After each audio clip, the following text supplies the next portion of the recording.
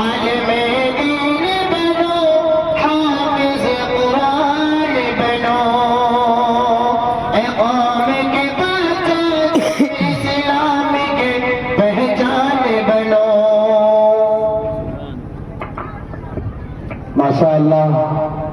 یہ تھے جناب حافظ ارشاد صاحب،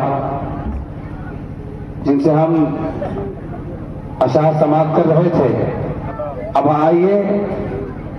اب ہم اس دہلیز پر پہنچ چکے ہیں جس دہلیز کے بعد کوئی دوسری دہلیز اس پروگرام کے لیے باقی نہیں رہتی ہے، جس سے میری مراد شہنشاہ خطابت، مفکر قوم و ملت، ذو المجد والکرم، خادم القوم والملت، صاحب فضل و کمالات، حضرت مولانا مفتی سمیر اظہر صاحب رحمانی ادام اللہ ذلکم العالی، امام و خطیب جامع مسجد بیپور ہیں۔ میں ان سے بڑی ادب و احترام کے ساتھ گزارش کرتا ہوں کہ حضرت والا مائک پر تشریف لائے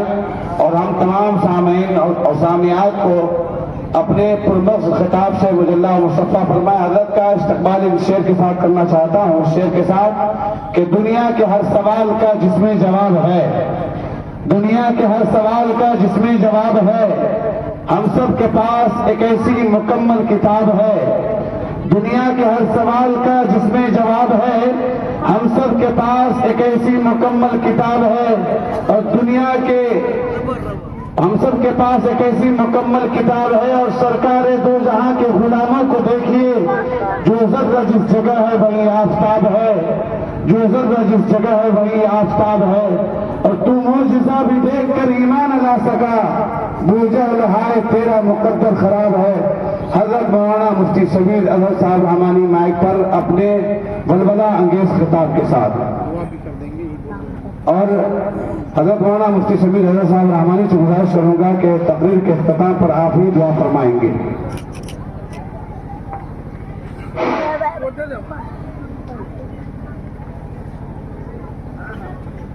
السلام علیکم ورحمۃ اللہ وبرکاتہ۔ الحمد لله نحمده ونستعينه ونستغفره ونؤمن به ونتوكل عليه ونعوذ بالله من شرور أنفسنا ومن سيئات أعمالنا، من يهده الله فلا مضل له ومن يضلل فلا هادي له، ونشهد أن لا إله إلا الله وحده لا شريك له، ونشهد أن سيدنا وشفيعنا ومولانا محمدا عبده ورسوله، أما بعد فأعوذ بالله من الشيطان الرجيم، بسم الله الرحمن الرحيم، وأنتم الأعلون إن كنتم مؤمنين، وقال النبي صلى الله عليه وسلم كن في الدنيا كأنك غريب أو عابر سبيل، وقال في موضع آخر خيركم من تعلم القرآن وعلمه، أو كما قال عليه الصلاة والسلام۔ دل بدل سکتے ہیں، جذبات بدل سکتے ہیں، دل بدل سکتے ہیں، جذبات بدل سکتے ہیں، ملک کے فکر و خیالات بدل سکتے ہیں، دور موجود کے دن رات بدل سکتے ہیں، تم بدل جاؤ مسلمانوں تو حالات بدل سکتے ہیں۔ نہایتی قابل قدر احترام فاضل عالم دین، جید عالم دین، فاطمۃ الزہرا للبنات کے بانی و محتمم حضرت مولانا قاضی مجیب الرحمان صاحب مد ظلہ العالی، جن کی شفقت اور محبت بھری دعوت پر میں آپ لوگوں کے بیچ حاضر ہوا، اور میرے عزیز دوست قاری ندیم جامی صاحب جو اس مدرسے کو اول دن سے اپنے خون جگر اور محنت سے خون کو نچوڑ کر کے آگے رواں دواں کیے ہوئے ہیں، اور اس مدرسے کے مشفق اساتذہ کرام اور تمام محترمہ جو اساتذہ جو اس مدرسے میں تعلیم دے رہی ہیں اور تعلیم لے رہی ہیں، طلبہ اور طالبات، اور اسٹیج پر تشریف فرما معزز مہمان کرام، میں نے قرآن شریف کی ایک چھوٹی سی آیت تلاوت کی ہے، جس آیت میں ابتدائی تاریخ سے لے کر قیامت تک آنے والے تمام انسانوں کے وجود اور اس کے زندگی کو جھنجھوڑ کر کے رکھ دیا، ایک ایسا سوال کھڑا کر دیا ہے کہ جس کے دماغ میں ذرہ برابر بھی فکر ہے، سوچ ہے، تحریک ہے، انقلاب ہے، وہ اپنی قوم و ملت کے لیے سوچتا ہے، چاہے وہ ڈاکٹر ہو، چاہے وہ انجینئر ہو، چاہے وہ عالم دین ہو، چاہے وہ محدث ہو، چاہے وہ مفسر ہو، ان کے لیے اس آیت میں یہ سوال ہے اور یہ سوال کا نشان باقی ہے۔ اللہ تعالیٰ کہتے ہیں وَأَنْتُمُ الْأَعْلَوْنَ إِن كُنتُم مُّؤْمِنِينَ، اے مسلمانوں تم سربلند رہو گے، تم حاکم رہو گے، تم قائد رہو گے، تم پیشوا رہو گے، تم ملک کا ذمہ دار بنو گے، لیکن شرط ہے کہ تم پہلے کامل مومن بن جاؤ۔ مومن کب بنے گا انسان؟ جب اس کے اندر خلوص ہو۔ مومن کب بنے گا انسان؟ جب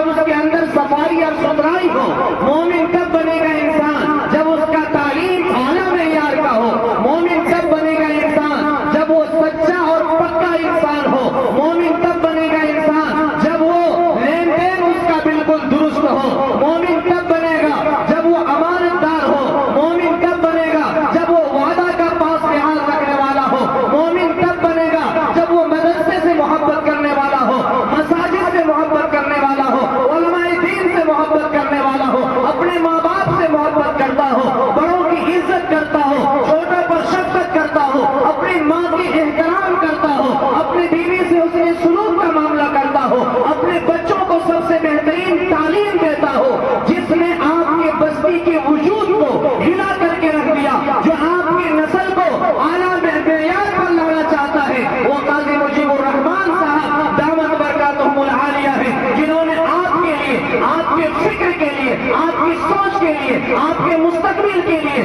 آپ کے ماضی کو بدلنے کے لیے، آپ کے زمانے کو بدلنے کے لیے، آپ کے اندر ایک نیا انقلاب برپا کرنے کے لیے یہ فاطمہ الزہرا للبنات کا قیام ڈالا۔ میں جانتا ہوں کہ جب گھر میں لڑائیاں ہوتی ہیں تو برکت ختم ہو جاتی ہے، جب مدرسے میں لڑائیاں ہوتی ہیں تو مدرسہ پروان نہیں چڑھتا، آگے نہیں بڑھتا، لیکن بہت افسوس اور صدمہ کی بات ہے کہ جب اللہ کا گھر بن رہا ہو، رسول اللہ صلی اللہ علیہ وسلم کی گھر بن رہا ہو، اس میں اگر پھوٹ پڑ جائے، اس میں اگر نفرت آ جائے، اس میں اگر دغابازی آ جائے، اس میں اگر انتشار پیدا ہو جائے تو یہ ڈوب مرنے کا مقام ہے، کیونکہ وہ انسان چاہتا ہے کہ نبی کا گھر نہ بن سکے، وہ چاہتا ہے کہ ہماری بیٹیاں آگے نہ بڑھ سکے، وہ چاہتا ہے کہ ہمارے بستی آگے نہ بڑھ سکے، وہ اپنے وجود میں لڑکھڑا کر رہ گیا ہے۔ میرے بھائیوں مجھے معلوم ہے کہ یہاں بہت سارے مسلمان 3 دن سے مسلسل حضرت قاضی صاحب کو اس بات کا ثبوت پیش کیا ہے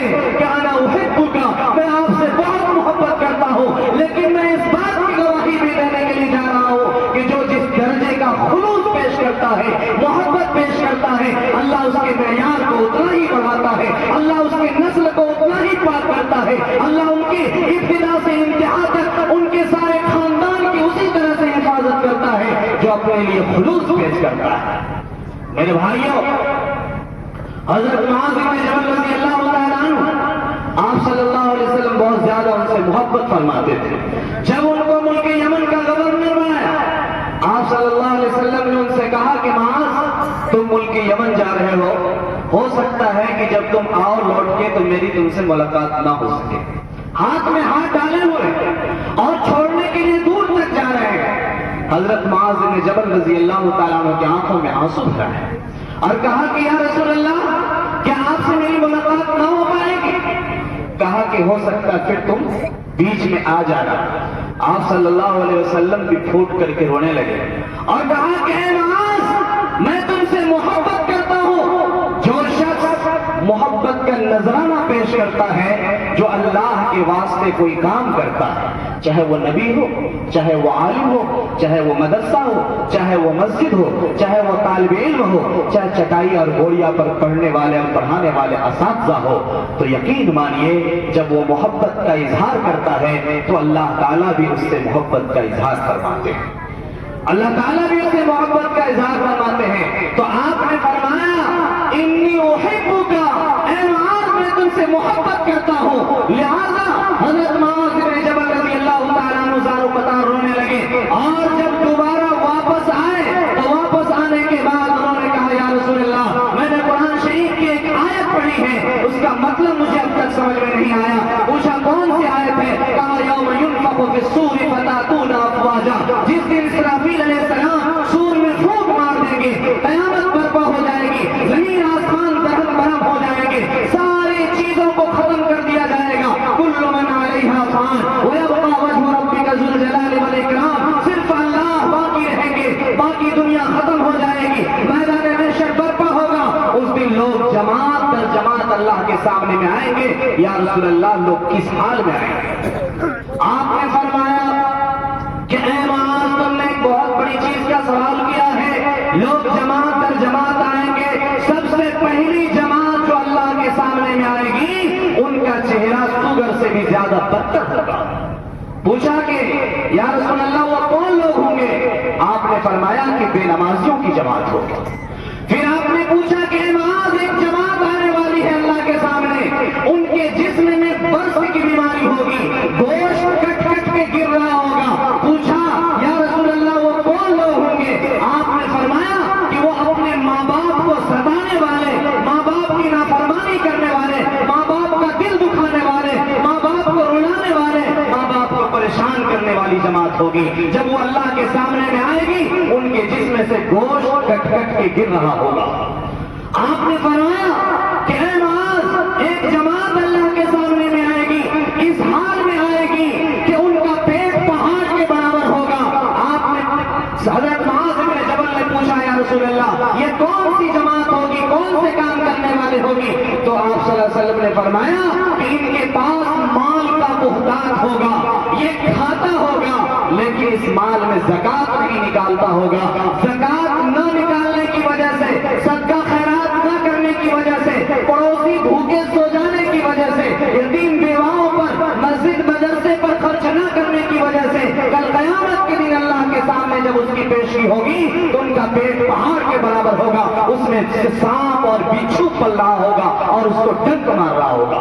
حضور اکرم صلی اللہ علیہ وسلم نے فرمایا کہ معاذ ایک جماعت اللہ کے سامنے میں آئے گی، ان کی زبان حلق سے کٹی ہوئی ہوگی۔ پوچھا یا رسول اللہ وہ کون لوگ ہوں گے؟ آپ نے فرمایا کہ یہ وہ لوگ ہوں گے جو جان بوجھ کر کے گواہی نہیں دیا کرتے تھے۔ کوئی واقعہ کی پیشی ہوئی، جب اس کے لیے پنچیتی بیٹھا اور پنچیتی بیٹھنے کے بعد دوسری پارٹی مضبوط تھی، مکھیا سے ملے جلے لوگ تھے، اس لیے پیسے دے کر کے اس کو خرید لیا اور کہا کہ جب وہاں گواہی دینے کی باری آئے تو ایک جملہ تم کو نہیں بولنا ہے اور تم کو کہنا کہ ہم کو اس کے بارے میں کوئی خبر نہیں ہے۔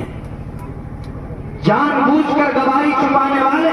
اللہ کے سامنے میں آئیں گے، ان کی زبان حلق سے کٹی ہوئی ہوگی۔ آپ نے پوچھا کہ اے معاذ، آپ نے فرمایا اے معاذ ایک جماعت اللہ کے سامنے میں آئے گی، ان کا سر گردن سے کٹی ہوئی ہوگی۔ آپ نے حضرت معاذ بن جبل نے پوچھا یا رسول اللہ یہ کون لوگ ہوں گے؟ آپ نے فرمایا کہ یہ وہ لوگ ہوں گے جو جان بوجھ کر جھوٹی گواہی دیا کرتے تھے۔ مثلا دو فریق میں لڑائی ہوئی، لڑائی ہونے کے بعد یہ دونوں گئے کیس مقدمہ کرنے کے لیے، یا طلاق کا معاملہ آیا، کیس مقدمہ کرنے کے لیے وہاں تھانہ گئے، وہاں سے کورٹ گئے، اور کورٹ میں جانے کے بعد وہ لوگ جن کو کچھ پتا نہیں ہے واقعہ کا، وہ 5,000 10,000 روپیہ لے کر کے کورٹ میں کھڑا ہو کر کے وہاں گواہی پیش کر رہا ہے اور کہہ رہا ہے کہ ہاں میرے سامنے میں انہوں نے اس کو مارا،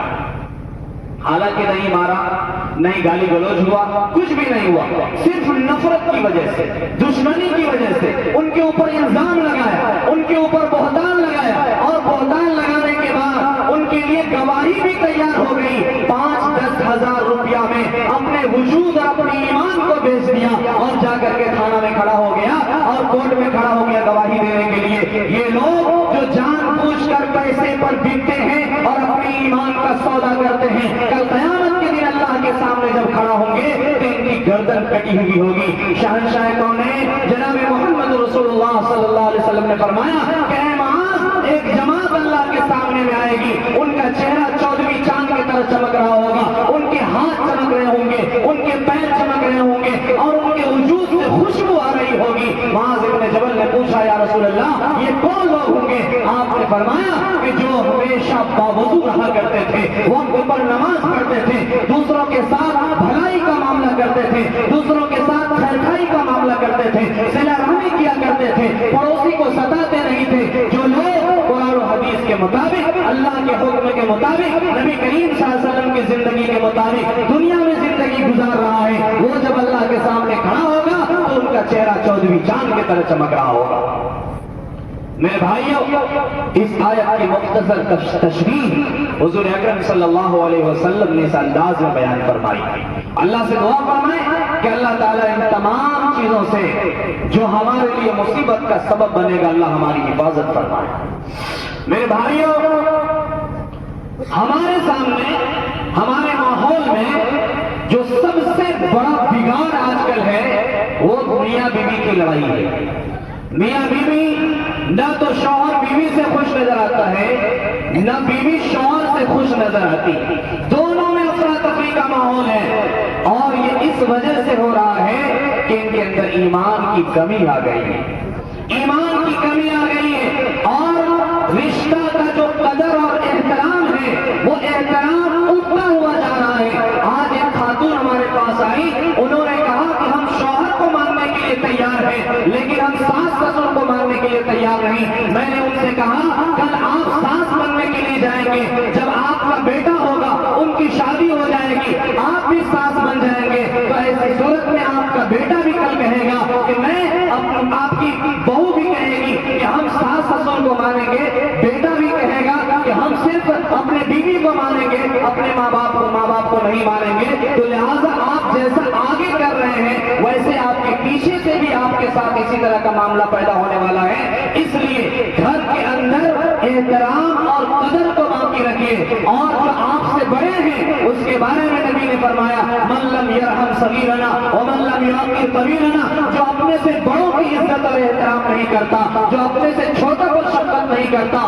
وہ ہم میں سے نہیں ہے۔ شہنشاہ کونین جناب محمد رسول اللہ صلی اللہ علیہ وسلم نے فرمایا کہ عورت اگر 4 صفات کو قبول کر لے اور اپنے اندر اس کو داخل کر لے تو یقیناً گھر کبھی نہیں گزرے گا، گھر کبھی برباد نہیں ہوگا۔ نمبر 1، جب شوہر باہر سے کام کر کے آئے، محنت کر کے آئے تو بیوی ان سے ہنس کر کے بات کرے، پیار سے ان کو نظر بھر کر کے ان کو دیکھے۔ اور دوسری بات یہ ہے کہ شوہر جب اس کو کسی کام کا حکم کرے، پانی مانگے، کھانا بنانے کے لیے کہے یا کسی اور کام کے لیے کہے تو بیوی فوراً اس کی زبان پر لبیک کہے، ان کی اطاعت کرنے کے لیے تیار ہو جائے۔ اور تیسری بات یہ ہے کہ شوہر کے غائبانہ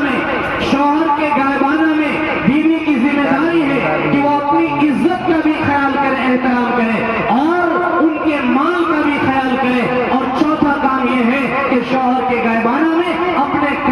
ہاتھ کو کام میں مشغول رکھے، یعنی گھر کے چھوٹے موٹے جو کام ہیں وہ کام کرتی رہے، ادھر ادھر کام میں مشغول نہ رہے۔ میں آپ کے سامنے ایک چھوٹا سا واقعہ بیان کر کے جگہ لیتا ہوں، ٹائم بہت زیادہ ہو رہا ہے۔ حضرت عبد الرحمن بن قاسم رحمۃ اللہ علیہ بہت بڑے محدث بنے اپنے وقت کے، وہ جب انہوں نے سنا کہ حضرت امام مالک رحمۃ اللہ علیہ مدینہ میں ہیں اور یہ بہت بڑے امام ہیں، 4 ائمہ میں سے ایک بڑے امام مالک رحمۃ اللہ علیہ، جب ان کو پتا چلا کہ مدینہ میں وہ حدیث کا درس دیتے ہیں مسجد النبوی میں، تو ان کے اندر شوق ظاہر ہوا کہ میں بھی حدیث کا علم سیکھتا، میں بھی تعلیم کے مجلس میں جا کے بیٹھتا، میں بھی حدیث کا محدث بنتا۔ ان کے دل میں شوق ہوا، ان کی شادی ہوئی تھی، ان کی بیوی حمل سے تھی، انہوں نے بیوی سے جا کر کے اپنے خواہش کا اظہار کیا اور کہا کہ بیوی تم پر تو میری بڑی ذمہ داری ہے، میرا بڑا حق ہے،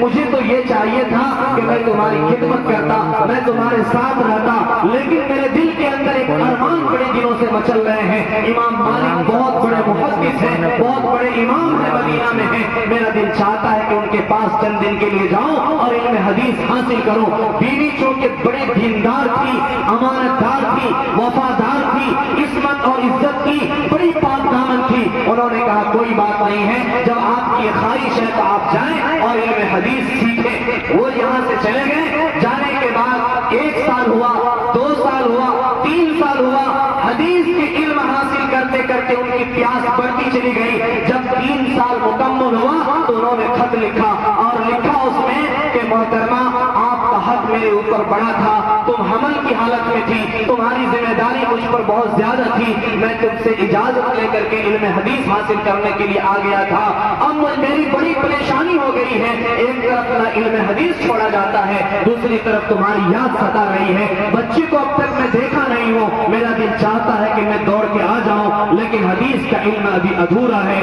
تو بیوی چند دن کے بعد جب خط کو پڑھتی ہے تو اس میں یہ مضمون جب پڑھتی ہے تو اس کے بعد وہ بیوی خط لکھتی ہے اور اس میں یہ لکھتی ہے کہ شوہر نامدار, آپ کا بچہ سلامت ہے, میں اپنی عزت اور اپنی عصمت کی حفاظت کر رہی ہوں, آپ کو فکر کرنے کی ضرورت نہیں ہے, آپ کو جب تک مرضی ہو آپ علم حدیث حاصل کریں. میں اللہ کا واسطہ دے کر کے کہتی ہوں, نہ تو میں اپنی عزت کی عصمت کی میں کبھی سودا کروں گی اور نہ میں ایمان سے پھروں گی. اور اس کے بعد عرصہ گزرتا چلا گیا, یہاں تک کہ 16 سال کا عرصہ بیت گیا. 16 سال کے بعد ان کا جو بیٹا پیدا ہوا تھا وہ پڑھ لکھ کر کے قابل ہوا اور اللہ نے اتنا مال دیا اس کو کہ اس کے اوپر حج فرض ہو گیا. جب وہ بیٹا حج کرنے کے لیے گیا تو ماں ان کو بلا کر کے کہتی ہے کہ بیٹا جب حج کرنے کے لیے جاؤ گے تو مدینہ میں مسجد النبی میں تمہارا ابا کا نام عبد الرحمن بن قاسم ہے, ان سے اگر ملاقات ہو جائے تو مل لینا اور میرا سلام کہہ دینا اور یہ کہنا کہ آپ کا میں بیٹا ہوں اور میں نے علم حدیث حاصل کیا ہے اور میں حج کرنے کے لیے آیا ہوں. بہرحال جب وہ حج کے ارکان ادا کر لیے, مدینہ تشریف لے کر کے گئے. 16 سال کا نوجوان بچہ ہے, عالم ہے, حج اس پر فرض ہو گیا. جب وہ اس درس میں پہنچے ہیں جس میں 16 سال سے ان کے والد درس حاصل کر رہے تھے, علم حدیث کے پیاسے تھے, وہ علم حدیث حاصل کر رہے تھے. وہاں تعلیم کے دوران یہ جا کر کے ان کے قریب پہنچے اور قریب میں جا کر کے کان میں کہا کہ ماں نے آپ کو سلام کہا ہے, میں آپ کا بیٹا ہوں اور آپ کو امی بہت یاد کر رہی ہے لیکن وہ بہت زیادہ امانت دار ہے. یہ بات سنتے ہی ان کا دل مچل گیا اور عجیب سی گھبراہٹ اور دقت طاری ہو گئی اور وہ زارو قطار رونے لگے. امام مالک نے پوچھا کہ تم تو اتنے شوق سے محبت سے, تمہارا چہرہ پھول کی طرح کھل رہا تھا, ہنس رہے تھے, اچانک رونے کیوں لگے؟ اس نوجوان نے کون سی خبر تم کو سنا دی؟ تو انہوں نے کہا کہ حضرت بات کچھ نہیں ہے, بات یہ ہے کہ جس بیوی کو میں حمل کی حالت میں چھوڑ کر کے آیا تھا اسی کا یہ بچہ ہے, یعنی میرا بیٹا ہے, 16 سال کا ہو گیا ہے اور یہ اب آ کر کے ہم سے ملا ہے. تو بہرحال یہ دونوں پھر وہاں سے فراغت کے بعد گھر واپس آئے ہیں. اس واقعہ میں ہمیں 2-3 باتیں یاد رکھنے کی ہے. ایک بات تو یہ ہے کہ شوہر کے غائبانہ میں بیوی کی ذمہ داری ہے کہ وہ اپنی عزت کی بھی حفاظت کرے, شوہر کی مال کی بھی حفاظت کرے. اس کے پاس کوئی امانت کے طور پر کوئی چیز رکھی ہوئی ہے تو اس امانت میں خیانت نہ کرے, جیسا کہ بیٹا کی انہوں نے بڑی اچھی سے پرورش کی. اور یاد رکھیں کہ عورت کے بعد جو سب سے قیمتی جوہر ہے, سب سے قیمتی سرمایہ ہے, سب سے قیمتی چیز ہے وہ ہے ان کی عزت, ان کی پاک دامنی. عورت کے پاس سب سے قیمتی جوہر عزت ہے. دنیا کی ساری زیوریں ٹوٹ جائیں, اگر اس کو ختم کر دیا جائے تو واپس لایا جا سکتا ہے, اس ٹوٹے ہوئے زیور کو جوڑا جا سکتا ہے, ٹوٹے ہوئے شیشہ کو جوڑا جا سکتا ہے, لیکن عورت کی عزت ایک بار پامال ہو گئی تو خدا کی قسم قیامت تک واپس نہیں آ سکتی ہے. اس لیے عورت کی سب سے بڑی ذمہ داری یہ ہے کہ شادی سے پہلے اور شادی کے بعد اپنی عزت کی حفاظت کرے. یہ سب سے قیمتی جوہر ہے, سب سے قیمتی دولت ہے. دوسری بات اس میں یہ ہے کہ اللہ نے اگر آپ کو اولاد دیا ہے تو ایک ماں باپ کے اوپر یہ ذمہ داری ہے کہ ماں باپ کو سب سے قیمتی تحفہ اگر دے سکتے اخلاق اور حسن ادب اور تربیت سے بہتر کوئی دولت نہیں دے سکتا ہے۔ اگر آپ اس کو مال نہیں دیں گے، اچھے مکان بنا کے نہیں دیں گے، تاج محل بنا کے نہیں دیں گے، تو ہو سکتا ہے کچھ دن وہ روئے گا، لیکن اگر آپ اس کو تعلیم نہیں دیں گے تو وہ قبر میں جانے تک بھی روئے گا اور قیامت تک وہ روتا رہے گا۔ اس لیے انہیں آپ تعلیم دیجئے، ان کو تربیت دیجئے، ان کو ادب سکھائیے، اور جو اس تعلیم کے راہ میں لگے ہوئے ہیں، چاہے وہ استاذ ہو، چاہے وہ استانی ہو، چاہے وہ مدرسہ کا بانی ہو، آپ سب سے زیادہ اپنے دل میں اگر جگہ رکھیے تو ان کے لیے جگہ رکھیے اور ان سے ملیے، ان سے کہیے میں اللہ کے واسطے آپ سے محبت کرتا ہوں، اللہ کے واسطے میں آپ سے محبت کرتا ہوں، اور اس سے خلوص سے پیش آئیے۔ خلوص کا مطلب یہ ہے کہ آپ اس ادارے کے لیے کیا کر سکتے ہیں، آپ اس معتلم کے لیے کیا کرتے ہیں، آپ اساتذہ کے لیے کیا کر سکتے ہیں۔ آپ کو موقع ملے تو آپ کبھی مدرسہ میں گھومنے کے لیے آئیے، کبھی اساتذہ کو دعوت کر دیجئے، کبھی بچے کو دعوت کر دیجئے، کبھی علماء سے آ کر کے ملیے،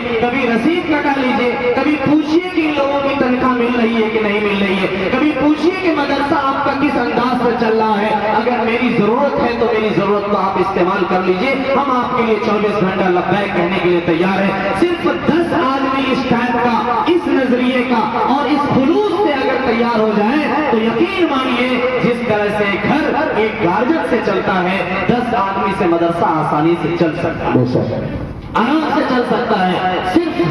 صرف اتنا خیال رکھنا پڑے گا کہ ہمارے لیے سب سے قیمتی سرمایہ ہمارے اس زمانے کے لیے مدارس ہے، اور مدرسہ کو قائم کرنا یہ وقت کی سب سے اہم ضرورت ہے۔ ابھی مفتی جاوید صاحب نے تفصیل سے آپ کو بتایا کہ ایک لڑکا اور ایک لڑکی ہو اور دونوں میں سے ایک ہی کو تعلیم دینے کی طاقت آپ کے پاس ہو تو آپ بیٹی کو پہلے پڑھائیے، کیونکہ بیٹی کو آپ نے پڑھایا تو خاندان کو پڑھایا، اور بیٹا کو پڑھایا تو فرد کو پڑھایا، کیونکہ بیٹی کا جو گود ہے یہ سب سے پہلا مدرسہ ہے۔ جتنے بچے آئیں گے گود میں، اسی گود سے تربیت ان کو ملے گی، اسی گود سے ان کو ادب ملے گا، اسی گود سے ان کو تہذیب ملے گی، اسی گود سے ان کو اعلیٰ تعلیم ملے گی، اسی گود سے ان کو ہر راستہ ملے گا۔ تو لہٰذا ایک عورت کو پڑھانا ایک خاندان کو پڑھانا ہے، اور ایک مرد کو پڑھانا ایک فرد کو پڑھانے کی طرح ہے۔ اس لیے عورتوں کی تعلیم پر آج سے تقریباً 20 سال یا 25 سال پہلے کوئی دھیان نہیں دیتا تھا، بس یہ تھا کہ صرف مردوں کو پڑھایا جائے، لڑکوں کو پڑھایا جائے، طلبا کو پڑھایا جائے، انہیں کے لیے جگہ جگہ مدرسے قائم کیے جا رہے تھے۔ لیکن آج کے زمانے کے بڑے ذہین اور دور نظر رکھنے والے جب انہوں نے اس پر غور و فکر کیا کہ نہیں، جہاں ہمارے بیٹوں کی پڑھانے کی ضرورت ہے وہاں ہماری بیٹیوں کو پڑھانے کی بھی ضرورت ہے، تو انہوں نے جگہ جگہ مدرسہ قائم کیا، اور بیٹی جب پڑھنے لگی تو ماشاءاللہ اب ہمارے حالات بھی بدلنے لگے، ہمارے علاقے بدلنے لگے۔ اب تو کئی جگہ سے فون آتا ہے کہ فلاں مدرسے کی جو فارغہ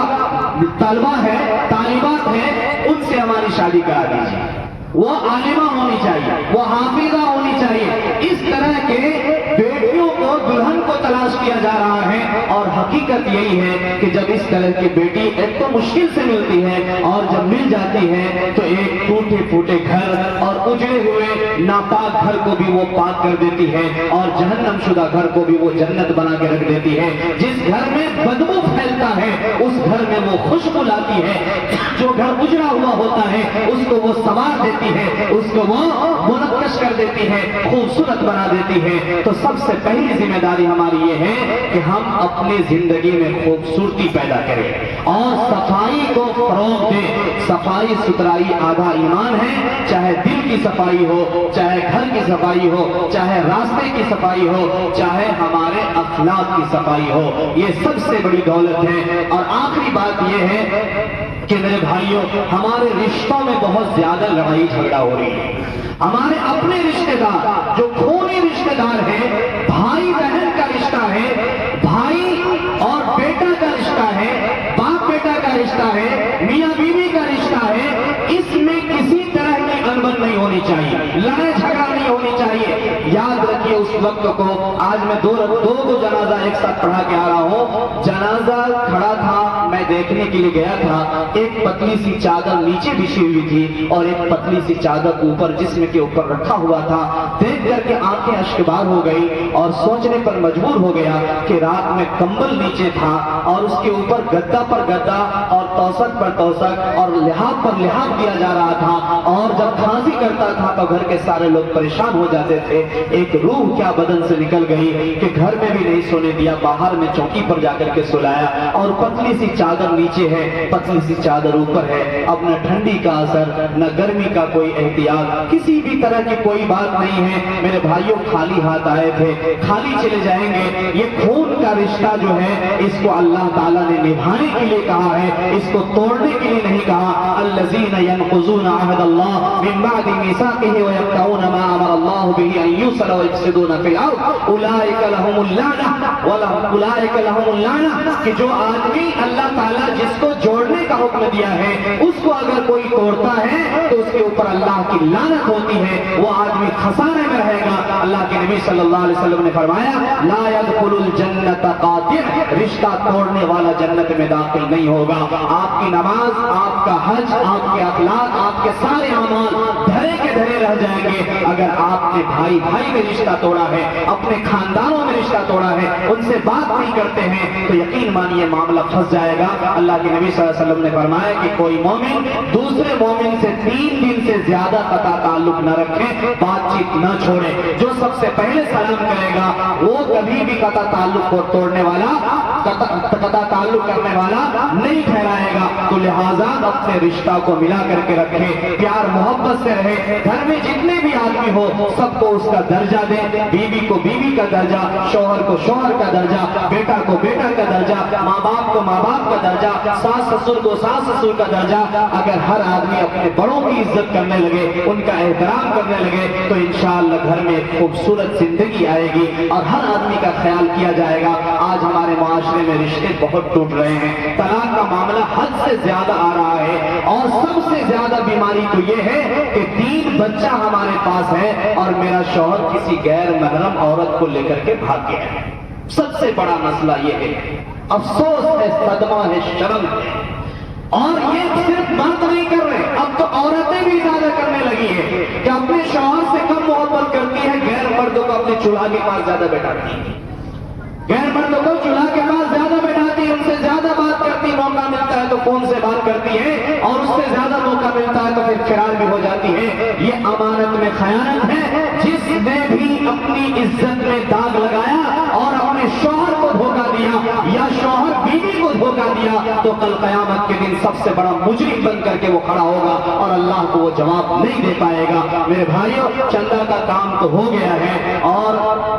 آپ لوگوں سے میری امید ہے کہ یہ مدرسہ فاطمۃ الزہرا جو بہت قلیل وقت میں اپنے مشن میں, اپنے مقصد میں رواں دوا ہے, میں صرف یہ دعا کرتا ہوں کہ اللہ تعالیٰ اس کو پایہ تکمیل تک, منزل کے آخری سرا تک اس کو پہنچائے اور اس ترقی کے راستے میں جو بھی پریشانیاں آئے گی تو انشاءاللہ اس پریشانی کا علاج آپ سب مل کر کے کریں گے. اگر آپ ہاتھ میں ہاتھ ملا کر اور قاضی صاحب کے قدم میں قدم ملا کر کے چلیں گے تو کل قیامت کے دن آپ کا یہ وکیل بنیں گے اور ان کے ساتھ آپ جنت میں داخل ہو جائیں گے.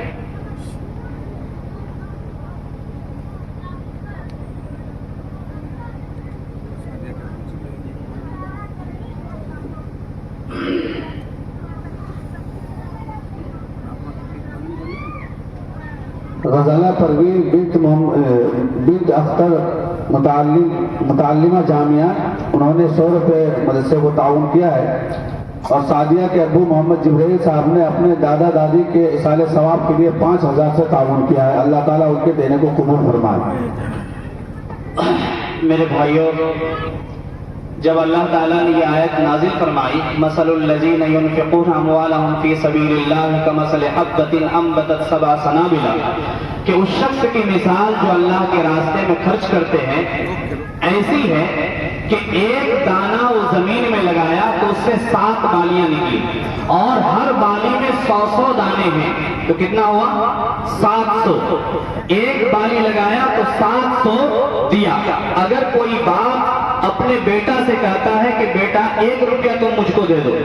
تو وہ مشکل سے دیتا ہے، وہ کہتا ہم نہیں دیں گے، لیکن 1 روپیہ دیتا ہے تو اس کے بدلے میں باپ 10 روپیہ دے دیتا ہے کہ لو تم ہی خوش رہو، تم 1 روپیہ نہیں دے رہے تھے، ہم 10 روپیہ تم کو دے رہے ہیں۔ تو بندہ جب 1 روپیہ دیتا ہے تو اللہ تعالیٰ اس کو 700 بدلہ دیتے ہیں، اور پھر فرمایا مَن يُقْرِضُ اللَّهَ قَرْضًا حَسَنًا فَيُضَاعِفَهُ لَهُ أَضْعَافًا كَثِيرًا، اللہ تعالیٰ صرف 700 نہیں دیں گے، اضعافاً کثیرہ، اتنا عطا کریں گے، اتنا عطا کریں گے کہ تم سوچ بھی نہیں پاؤ گے۔ اس لیے دین کے راستے میں اگر کوئی خرچ کرتا ہے، ایک تو یہ ہے کہ اللہ تعالیٰ ہم سے کہہ رہے ہیں قرض دو، اللہ کا ہی مال، اللہ کا ہی جان، اللہ کا ہی آسمان، اللہ کا ہی زمین، سب کچھ اللہ کا بنایا ہوا ہے، اللہ چاہے تو ابھی روح نکال لے، کوئی نہیں روک سکتا، لیکن پھر بھی اللہ کہتے ہیں کہ مجھے قرض حسنہ دو، اور قرض وہ ہے جو واجب الادا ہوتا ہے، یعنی اللہ لوٹا کر کے اس کو واپس دیں گے۔ تو جو آدمی مال خرچ کر رہا ہے، یا ایھا الذین آمنوا اذا انفقتم، اے ایمان والو اگر تم اپنے مال خرچ کرو گے، اور تم میں سے کوئی آدمی اس طرح سے نہ ہو کہ جب مرنے لگے تو مجھے کہنے لگے کہ لولا اخرتنی، اے اللہ مجھے تھوڑا سا مہلت دے دیجیے، فاصدق واکن من الصالحین، فاطمہ الزہرا کی بنیاد رکھی جا چکی تھی، اور اس میں ٹانٹ کا مدرسہ بنا ہوا تھا، بچی بچیاں اور اس میں طلبہ طالبات سب پڑھ رہے تھے، اس میں ہم خرچہ نہیں کر سکے، میرے دل میں ارمان سلوٹیں مار رہے تھے، اللہ تھوڑا سا مہلت دے دیجیے، فاصدق، تاکہ میں صدقہ کروں، واکن من الصالحین، اور نیک لوگوں میں شامل ہو جاؤں، مجھے خرچہ کرنے کا موقع دے دیجیے۔ پھر بعد میں خرچہ کرنے کا موقع نہیں ملے گا، کیونکہ جب ملک الموت سامنے آ جاتا ہے تو سارے مواقع ختم ہو جاتے ہیں۔ اس لیے میرے بھائیوں، آپ سے میں ایک ہی اعلان کرنا چاہتا ہوں کہ اس مدرسہ کو جب بھی آپ کی ضرورت پڑے تو آپ قدم سے قدم ملا کر کے کھڑے رہیے گا، انشاءاللہ یہ ادارہ کل قیامت کے دن آپ کے لیے آپ کی جنت میں لے جانے کا ذریعہ بنے۔ کون کون مدد کریں گے؟ ہاتھ اٹھا کے بتائیے۔ ماشاءاللہ سب لوگ کریں گے۔ تو بہرحال اللہ تعالیٰ سے دعا فرمائیں، خواتین کی کثرت ہے اور اس مجمع سے بھی بہت سارے چندہ آ چکے ہیں، اب میں کچھ نہیں کہنا چاہتا ہوں کیونکہ اس کا مجھے حکم بھی نہیں ملا ہے، تو بہرحال جتنے لوگ ہیں اور جتنی فراخ دلی اور سخاوت کا مظاہرہ کیا ہے یہ کافی ہے، اور آگے بھی انشاءاللہ آپ کرتے ہی رہیں گے، اور ہمیشہ جب بھی آپ کو حضرت کی دعوت ملے تو اللہ کے واسطے آپ کبھی تکلیف مت مانیے گا، اور قدم سے قدم ملا کر کے کھڑے رہیے گا، کیونکہ یہ جو چراغ جلایا گیا ہے اس کی روشنی پوری دنیا میں پھیلے گی اور قیامت تک یہ روشنی جاری رہے گی، لیکن شرط ہے کہ آپ مدد کیجیے گا اور اس چراغ میں تیل ڈالتے رہیے گا تاکہ یہ کبھی بجھنے نہ پائے، اگر بجھ گیا تو آپ کی بیٹی محروم رہ جائے گی اور آپ کی بچی نہیں پڑھ پائے گی، اس کا فائدہ آپ کو آج نہیں کل انشاءاللہ ضرور سمجھ میں آئے گا کہ یہ کون سی چیز تھی اور کس چیز کے لیے جدوجہد اور کاوشیں ہو رہی تھی۔ اللہ تعالی ہم سب کو کہنے سننے سے زیادہ عمل کرنے کی توفیق نصیب فرمائے۔ وما علینا الا البلاغ۔ ماشاءاللہ، شکرا جزیلا، جزاکم اللہ احسن الجزا۔ بہت بہت شکریہ آپ کا۔ ابھی ہم سبھی حضرات حضرت مولانا مفتی سمیر